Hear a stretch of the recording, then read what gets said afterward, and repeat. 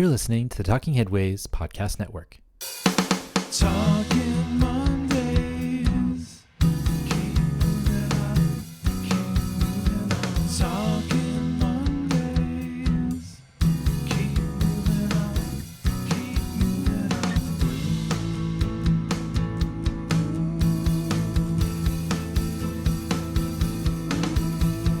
Talking Mondays. Keep moving on. Keep moving on.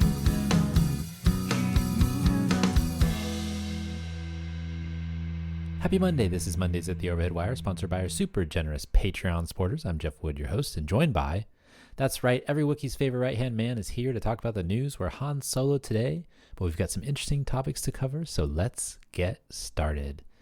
Okay, so a few housekeeping things before we get started on this weekend, or week, I should say, of Thanksgiving. If you want scarves before the holidays as giving for gifts, or because the weather is super cold, shoot me an email. I can get that sorted for you, theoverheadwire@gmail.com, or you can visit theoverheadwire.com and order one, and we'll get one to you as soon as possible. Another thing of high importance, maybe more than the scarves, actually, Apple Podcasts crashed for us between the episode with our friends from the War on Cars and Courtney Desir's episode. That means the episode 554 on California High-Speed Rail, 555 with Corrigan Salerno, and 180 of the Monday show might not have shown up in your podcatchers. If you haven't listened to those episodes, go back and download them, but it's fixed now. I'm really annoyed at Apple for this, which caused a lot of you to miss out listening to some great episodes. So if you are an avid listener and you're wondering where the show has been for a couple episodes, it was probably because of Apple Podcasts. You could get it if it was on Spotify or anywhere else except for Apple Podcasts. They were the problem. Go download them if you get a chance. I really appreciate it. It really helps us out too for the numbers and all that such things. And if you've been liking what we've been doing, make sure to share with your friends on social or just email them a copy of the show. So you can send them either the usa.streetsblog.org page of the podcasts, or you can send them the link at streetsblog.libsyn.com, or you can find it on the website at theoverheadwire.com as well. We have them in the blog. We write the blog posts and we put in the transcripts as well for that. So we put in together transcripts and we put them out like that. So if you missed the show, I'm so sorry. That's not something that I was wanting to share because I hoped that everybody got the show, but here we are because of that. So it's working now, but I had to fix it, and now it's working, and it wasn't before. So go download those episodes if you can. We've also been posting the newsletter intro that goes to everybody in our newsletter on Substack as well as on our Patreon page, so I can see that folks have been reading them and enjoying them in those places. And then, as we do when we're Han Solo, we have some updates on upcoming and past episodes of Talking Headways. So we've got some really great stuff coming up, especially since this week. Oh, I should share this week. We're going to be at Thanksgiving on Thursday, so we're not going to release a new show, but we're going to release a bonus episode on our Patreon for Patreon supporters. So if you want to be a $1 member a month, you can go and get that episode along with all of our other episodes ad-free. But also we're going to do a replay episode this Thursday for the Thanksgiving holiday.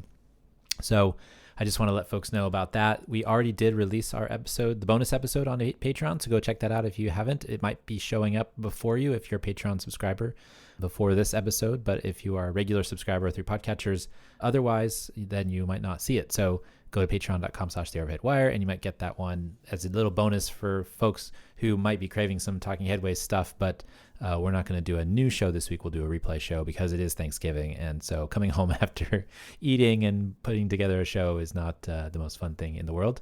And then also, we got a bunch of shows that we just put out, which was really, really cool. Courtney Desir joined us at Impact to talk about her work at the Connecticut State DOT, which also runs transit service. Courtney was a great guest and had a great show. Olivia Plotnick joined us to talk about Chinese cities, high-speed rail, retail, all those things. It's a little bit outside of her wheelhouse to talk to an urban planning podcast, but she said she had a great time, and so I did too, having a discussion with her. Hope folks get a chance to listen to that one. It was really good. Tony Jordan of the Parking Reform Network will be on. We should talk to him at Impact as well. I got to go, I think I mentioned this last time, but I got to go to the Parking Reform Network party in Portland. I met City Nerd and some other folks in person. I got to hang out with my old friend En Chang. Amazing fun times there. Parking Reform Network, go check out their website if you get a chance. But his episode will be coming out after Thanksgiving, the week after. We also recorded a show with Ben Schneider, who discusses his book, The Unfinished Metropolis. You might have seen some blurbs around the country in terms of the media with his book in it. Carter Lavin is scheduled to join us. I know Carter listens to this show, and he's always asking me to get a little bit more political. So with that in mind, we'll talk to Carter about his book, which has been an amazing read so far. I haven't finished it, but I'm almost there. I'm really looking forward to chatting with him. And we've recorded a few younger folks doing a poster session at Impact. So maybe we'll put those up over Christmas when stuff's a little slow, but we want to get a little bit of new content out there as well.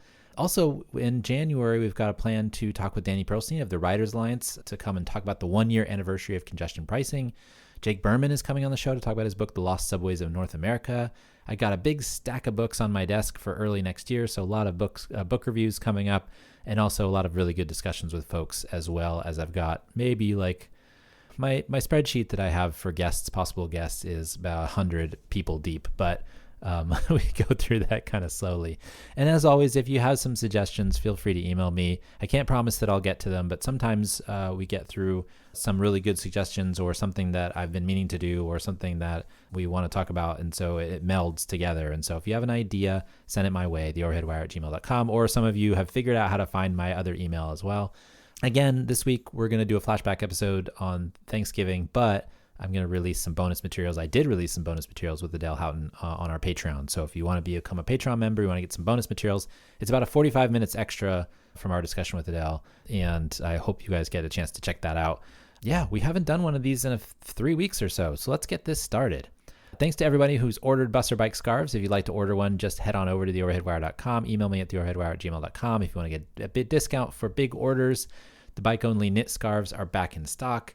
And as always, we note that we love everybody supporting the show, whether that's on Patreon, patreon.com/theoverheadwire, or buying books off the bookshop site, bookshop.org/shop/theoverheadwire. You can really support us by going to the store and ordering any book. If you're on our store site, you can order any book you want at Bookshop. It really helps us out, and it goes to a good cause instead of maybe Jeff Bezos' pocket. Also, if you want to get the Cars Are Cholesterol t-shirts, you can, or any merch you wish to get. I saw somebody ordered something the other day that was a little different, socks, or it was something interesting. What was it? Let me look that up, actually, because I was like, what is that? Somebody ordered it with the Cars Are Cholesterol on it, which was really cool. So let's see. What did I sell? Here it is. Socks. Somebody bought socks with Cars Are Cholesterol, and that's awesome. Thank you all for doing that. I love that. Also, major props to Richard Zwitzky, who is on Instagram at Dick David Sketches. You can also get our Cars Are Cholesterol merch at bit.ly/carsarecholesterol. We also strongly suggest folks that sign up for the newsletter. And another thing I did this week is I finally put up a YouTube explainer that shows like my screen when I'm going through the news archive. And so if you want to go to YouTube, our channel at The Overhead Wire, youtube.com/The Overhead Wire, one of the videos at the top will be our explainer on how our archive works in the newsletter archive. And so it's really cool. It's like a 4-minute little video. It's not really long, but it explains how that works. And so hopefully more people get to see what it actually does and what we can actually do with the archive if you get a chance. So if you're a subscriber to the newsletter. So I really hope folks get a chance to do that. And thanks for listening, everybody. And let's go to that show you're waiting for. This is episode 181. We're live and in session in San Francisco. Before I get to the show, I want to let folks know that they can get this podcast on and Talking Headways. For some reason, I'm talking too fast today, I think. Maybe I should slow down. Wherever you get your podcasts, including iHeartRadio, Spotify, Overcast, Pocket Casts, and of course, Apple Podcasts when it's working. Thanks to everybody who subscribes through podcatchers. It's awesome that you guys keep coming back to the show. I really do appreciate it. Also, if you feel so inclined, leave us a review on iTunes or on any of the social sites where this podcast appears. Feel free to retweet us. I'm on The Overhead Wire at Blue Sky. We'll go through the multitudes of social media that we're on over at the end of the show. Okay, the news. This is what you've been waiting for. Here's a few stories that piqued our interest from the newsletter over the last few weeks. These are some of the most popular items in the Overhead Wire daily newsletter that's been almost 20 years old now. We started it in 2006. It will be 20 years in 2026. I can't believe that I'm saying that. That's crazy, right? So if you haven't tried it out already, many of you have probably already tried it out, but if you haven't tried it out already, go to theoverheadwire.com. If you're new to the show, check it out, sign up for the newsletter, and you'll get access to the archive for a limited period of time. So check that out if you get a chance. Okay, first up, states advance single-stair legislation. Lawmakers in states across the country are looking for ways to tackle the affordability crisis and housing shortage. One reform is to allow small and medium-sized buildings to have single stairway rather than two. Two stairway requirements are common across the country and required by many fire codes, but recent research has found that modern single-stair buildings are just as safe as others and much more cost-effective to build. This was by Chase Hatchett at the Pew Research Center. Yeah, we had Michael Eisen on a number of episodes ago to talk about this. He's been a single-stair reformer along with Stephen Smith in New York City.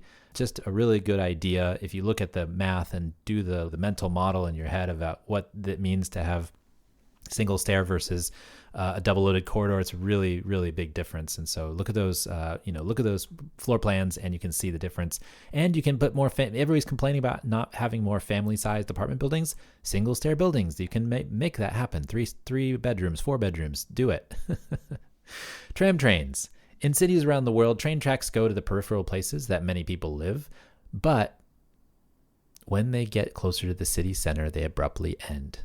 One solution that's been used in smaller cities in Europe, like Karlsruhe, Germany, is building a through-running line that doesn't require a lot of space for turnarounds. Running a commuter rail on the edges and trams in the center has benefited smaller cities that don't have legacy networks or big budgets to build a metro. This was by Benedict Springbett in Works in Progress, which is a great Substack/blog if you get a chance. Works in Progress. It's a really good. They commission pieces for people to write and have some really, really great long-form stuff. This one was on tram trains specifically.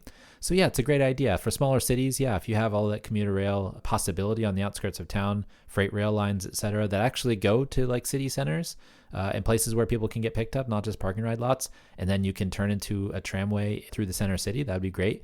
Also, it'd be great if you could just build a subway through the center of the city and you have those commuter networks on the outside.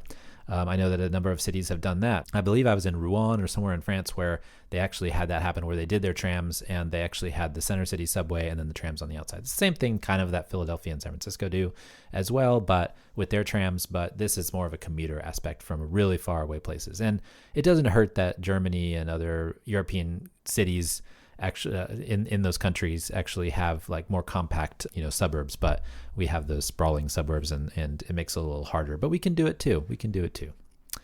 Mall as a climate bunker. Malls, long derided as symbols of suburban decline, are emerging as overlooked climate infrastructure, offering cooled, accessible, self-contained shelter during extreme weather like extreme heat and wildfire smoke. They provide a unique space for interaction that is uniquely human and promote trying new things while also equipped with state-of-the-art ventilation equipment. This was by Elizabeth Dyer in NextCity. Yeah, I mean, if there's a bunch of dead malls and you can transform them into a place where people can hide out, or actually people already do kind of hide out there during these events like the heat waves, or people can go into the mall to cool down because there's air conditioning, or it's wildfire smoke, they have better ventilation there as well. So it's a good idea. It's just like the thing about it, thinking about it, the mall aspect of it, these places that are in the middle of nowhere and built up for only this 20-year period because they're kind of built not necessarily to last, is a negative about that. But I guess you can retrofit them in a certain way. There's a lot of places that have been trying to make these into housing and stuff like that. But it's interesting to see what a mall retrofit or a suburban retrofit might look like when you consider climate as well. A Halloween transit miracle. On Halloween, the Illinois legislature sent a transportation reform and funding bill to Governor Pritzker's desk that looks likely to be signed. The bill included funding for transit through a quarter-cent sales tax in northern Illinois that would need a vote, as well as a transfer of 2 types of fuel taxes. A new transit authority and board was also created, the Northern Illinois Transit Authority, NEDA, that would support fare and service integration efforts across all of the agencies in northern Illinois. There's also some funding for Southern Illinois transit agencies as well. This was by Austin Bush in Streetsblog Chicago. Streetsblog Chicago has had some really great coverage of this. I highly recommend checking them out if you get that chance.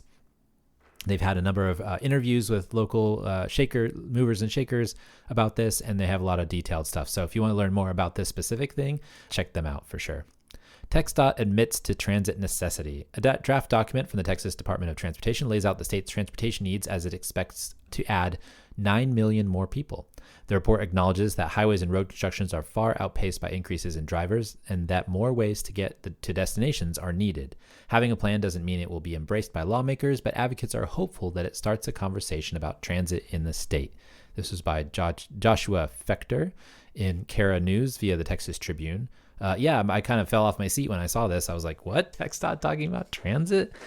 I was quite amazed. But in all seriousness, I don't know. It just depends on whether state lawmakers will actually make this happen or make this a priority. And I don't think they're actually into that, especially if you're going to tilt the lawmaker consensus towards rural areas, especially in Texas. So we'll see. I know that there's a lot of really great people in Texas that are working on this.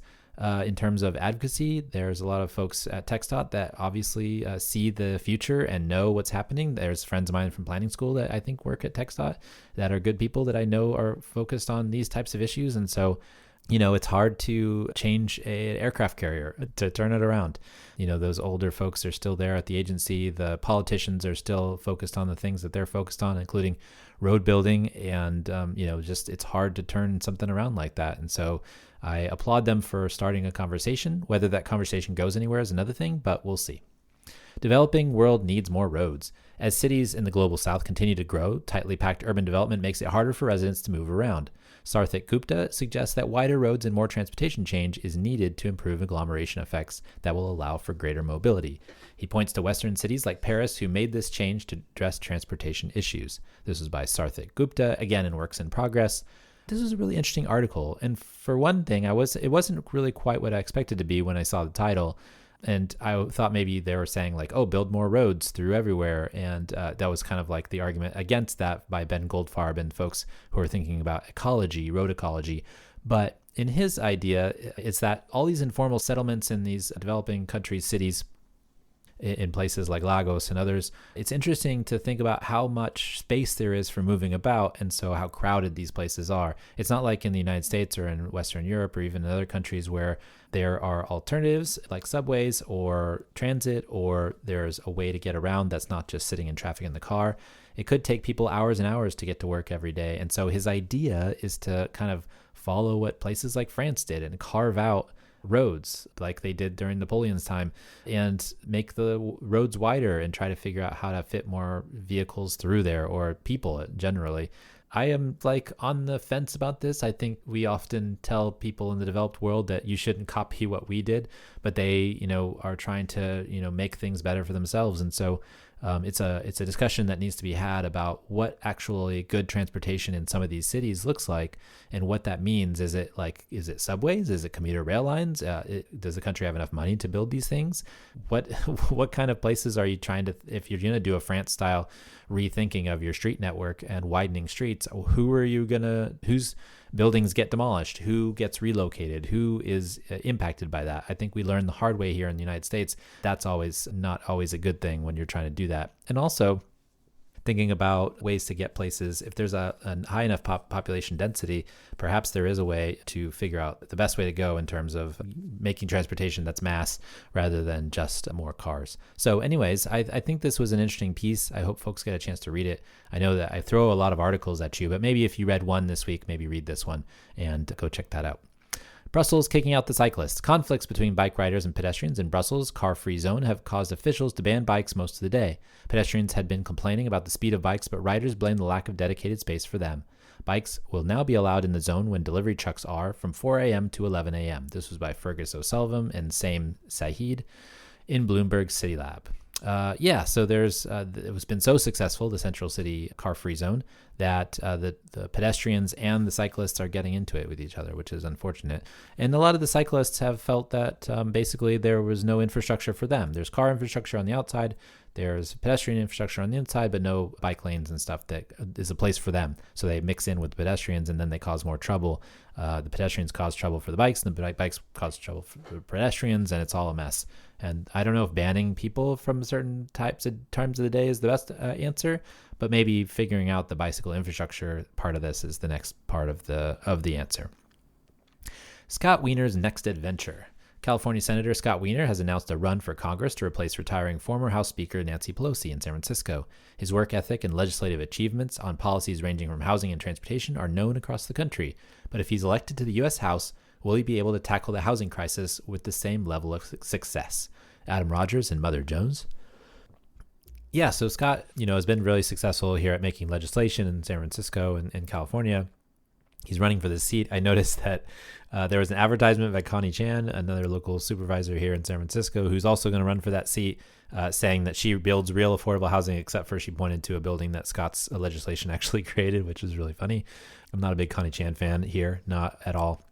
I think she's been anti opening up streets for people and a lot of frustrating things. I think a lot of people who listening can remember the infamous Orange Sky Day where she said no more fossil fuels and all this stuff, and then she goes along the lines of car interests and stuff like that. So anyways, Scott's got a lot of legislative achievements. There's a lot happening. I think it's yet to be said about whether a lot of this stuff is working like at large scale, but I think the little details he's good at. He's good at going around and trying to convince people, talking with folks that you might not otherwise talk about, trying to create coalitions from a legislative standpoint, from a standpoint of folks who are out there, trying to get it done. I think he's a really good example. And I wish more folks in Congress would be like Scott, just from the standpoint of trying to reach out, talk with other people, try to convince them that this is the way to go and to make that happen. So I hope Scott gets elected. I will be likely voting for him.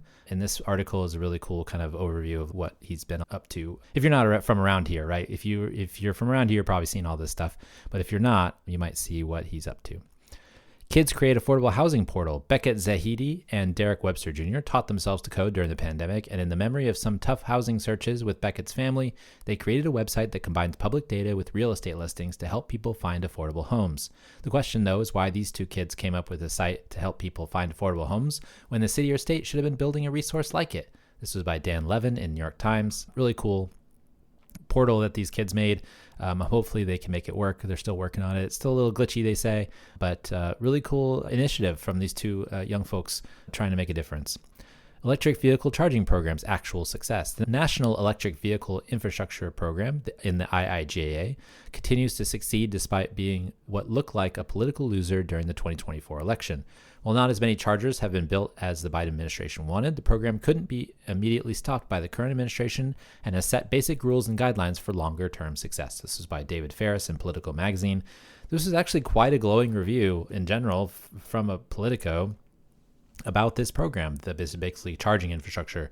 I thought it was really good. And I think it actually lays out a lot of really good details about how to get things done, but also raises some questions about what's better, like the legislative achievements or the details, getting the details right that actually might not lead to electoral wins.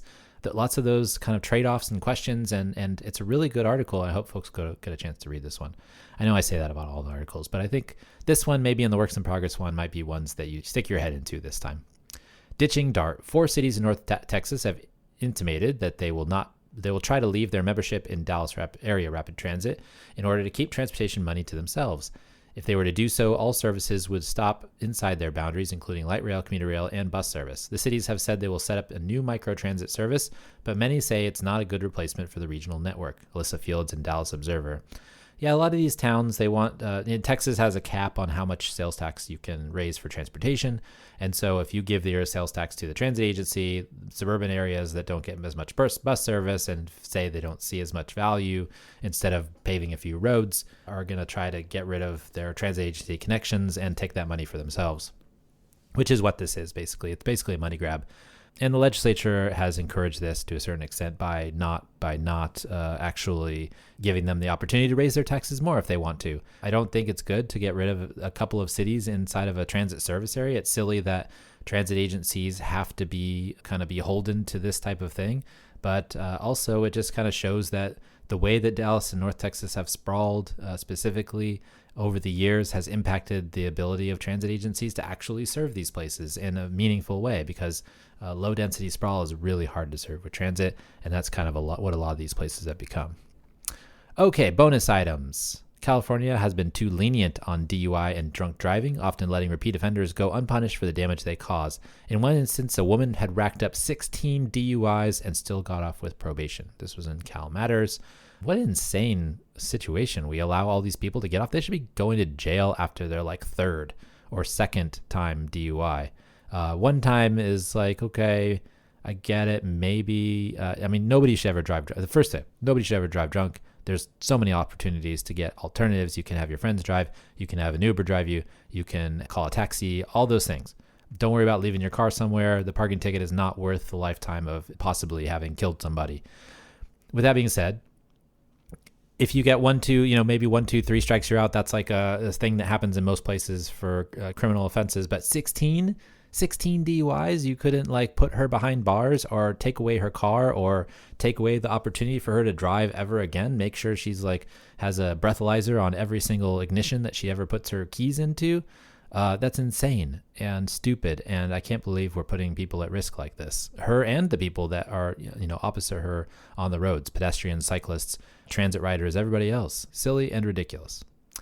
More evidence is showing that particulates from air pollution is leading to greater instances of dementia and Alzheimer's in older adults. A Penn study matched the brains of 600 people with dementia who had donated their brains to science over 2 decades with their addresses and found with the more particulates, the greater damage. This was in the New York Times.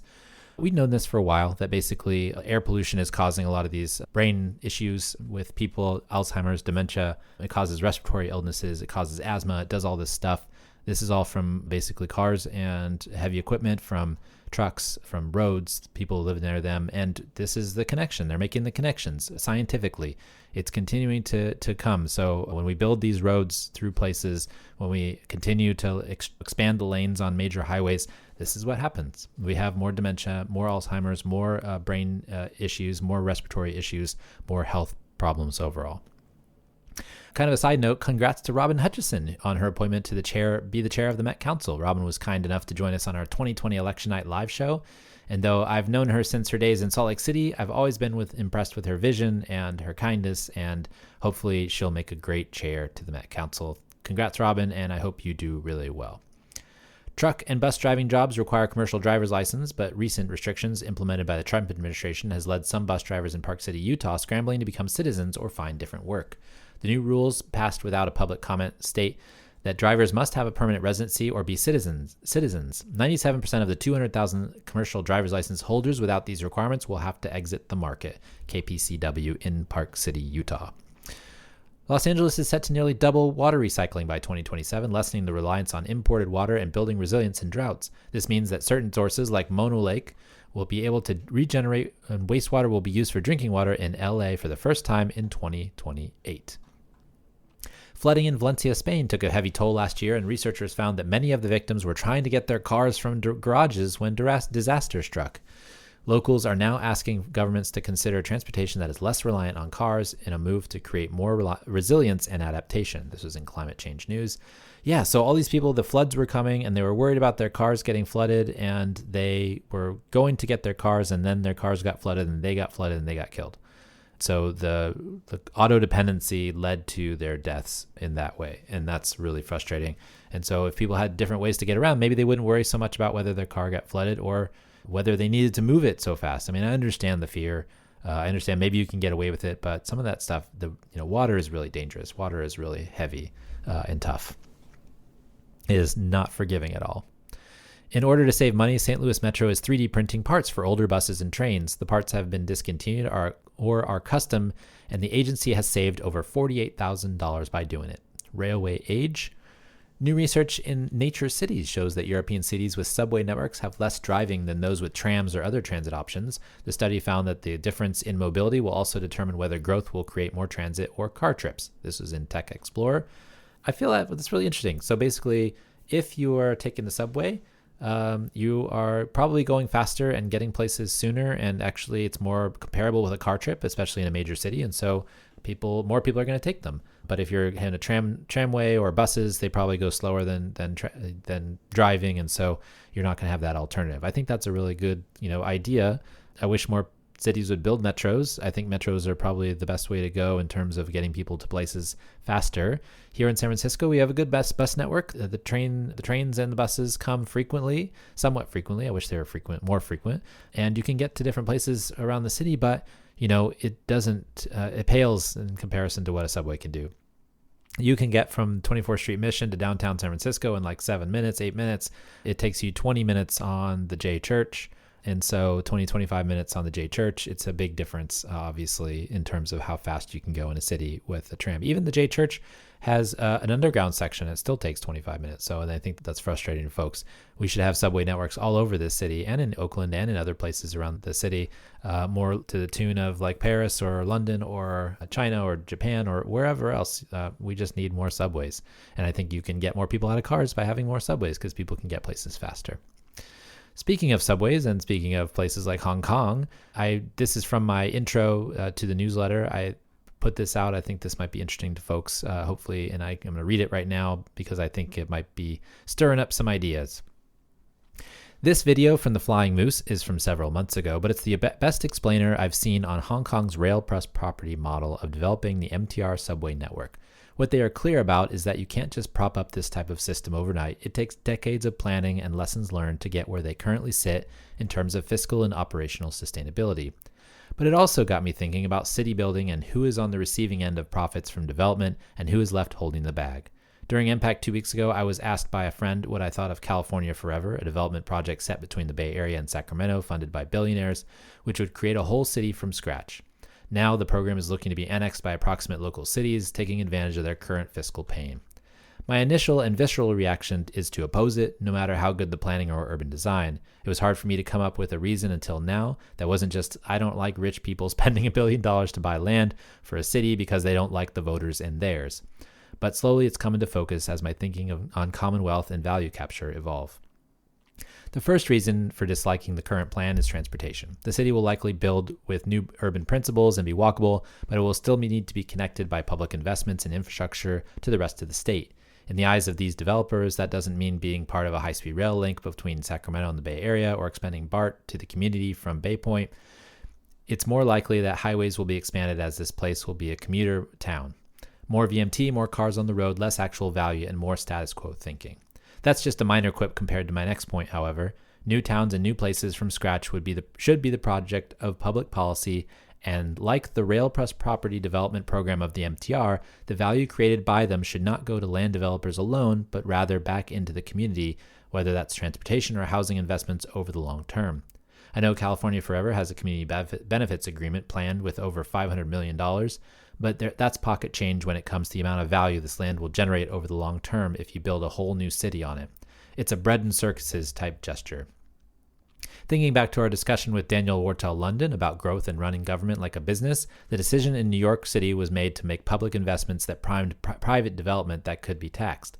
But the taxation was subject to the boom and bust cycles of development rather than the city being the private steady developer creating land and value on land it owned. And those private profits didn't go back to the public who had invested in creating value. They were just absorbed the losses when they happened. The results of the MTR Rail Plus Property model is proof that if we are going to embark on creating new towns and neighborhoods, the developer or majority stake must be a public entity that can absorb and distribute the value created.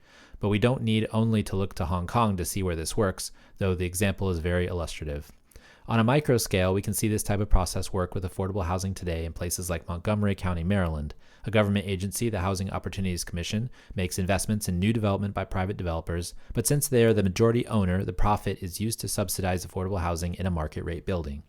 And this way of looking at city building could be a way for an entity like the state of California to think differently about the housing and accessibility crisis than just changing zoning codes and rules for housing elements or building public housing buildings. California could be the majority investor in new places rather than a bunch of unaccountable billionaires, some of whom subscribe to some pretty nutty theories on how the world should operate and would probably be okay if the venture ultimately failed. The billionaires would be okay. Public entities have strong incentive to get the basic structures of cities right from the start. Decisions made hundreds of years ago on street layouts, for example, still have impacts today. If new cities is the direction we wish to go, it's possible to start over and think about them from a different perspective, one where the public wins, not a group of rich individuals.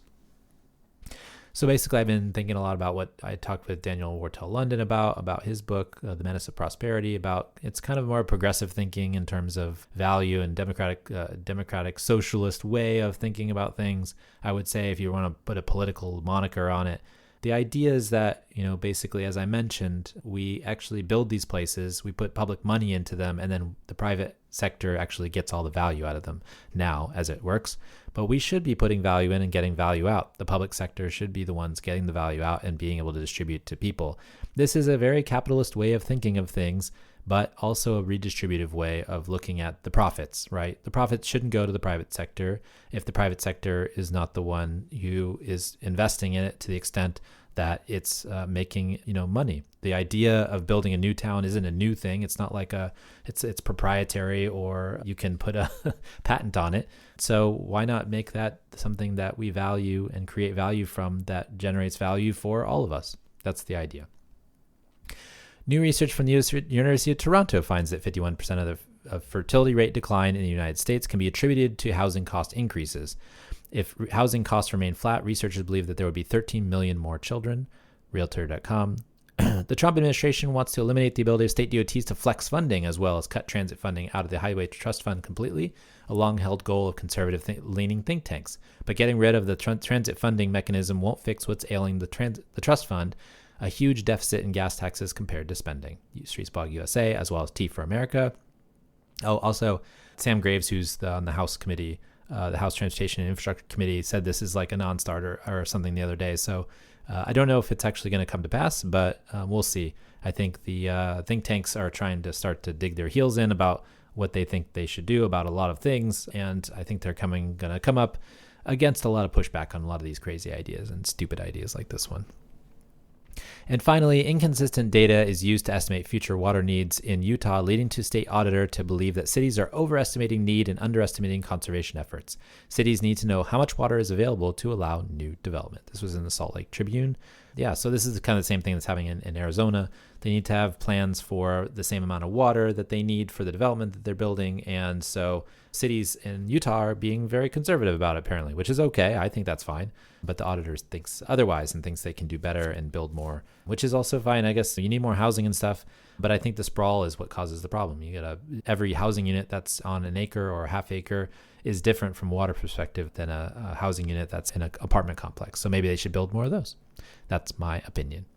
Okay, this week and every week I want to thank our generous Patreon supporters. You guys are awesome and keep the show going by listening and supporting each month. This show and Talking Headways really wouldn't be here without you, so thank you very much. And you can support the show by going to patreon.com/theoverheadwire. We've had people sign up the last few months, which is really great. $2 a month will get you some stickers and a handwritten note. $10 a month will get you a scarf. $1 a month will get you our extra materials on Patreon. We just posted a bonus episode with Adele Houghton, the author of Architectural Epidemiology. That was a really cool book, and looking forward to sharing that other 45 minutes with you that we chatted after the show ended. Also, I want to mention that we did produce an audiobook version of Raymond Unwin's 1909 classic Town Planning and Practice. If you want to get your hands on one, go to raymondunwin.com. This book was super fun to produce, and if you're a history of planning fan, it's the very first one listed on the American Planning Association's 100 Essential Books of Planning. Listener questions and comments. If you have a comment or question, feel free to tweet at us or comment on any of the social sites where the podcast appears, or feel free to email us at theoverheadwire@gmail.com. If you have any questions, shoot them over, theoverheadwire@gmail.com. It doesn't even have to be read out. You can just write me a note if you want. I get lots of those that folks are like, please don't read it out, or just, for your information, et cetera, et cetera. That's cool too. Puppies and Butterflies is part of the show. We talk about something fun, interesting, or maybe just didn't fit in the other sections. Peter Hartlaub in the San Francisco Chronicle, a great documenter of San Francisco culture and pride, had a discussion about Emily Snedden creating a new font out of the old Muni Brita car destination displays. So if you have been in San Francisco, you know that on the Britas at the top it says N Judah, J Church, destinations, etc. And what's really fun about those is kind of they're like a little blocky, but they're also got angles to them. And so she figured it out. She went actually and talked to the original designer, industrial designer, and actually figured out what the design was, all the pieces that went together for it. And then she made a font out of it. So the font is called Fran Sans, which is a really fun part of that. So she wrote a big article about it. She has a whole bunch of pictures and stuff in there. Peter covered it in the Chronicle. I'll post that in the show notes as well. All right. So we're here at another end of the Monday show. I hope everybody has a great Thanksgiving. If this is the week that you're listening to this show, if you're listening to this in the future, I hope you have a great week otherwise. You can find me on Blue Sky, Mastodon, LinkedIn, Instagram, sometimes Threads, Substack, YouTube, and of course on my website at theoverheadwire.com. And in your inbox every morning if you sign up for the newsletter, and on Flickr, I am Transit Nerds. Everything else, obviously, is at The Overhead Wire. Thanks for joining us at Mondays at The Overhead Wire. Thanks to our generous Patreons for sponsoring this week's podcast. We really appreciate it. And enjoy your long weekend. Enjoy the life you have in front of you right now. And enjoy just being you. See you next time. Talking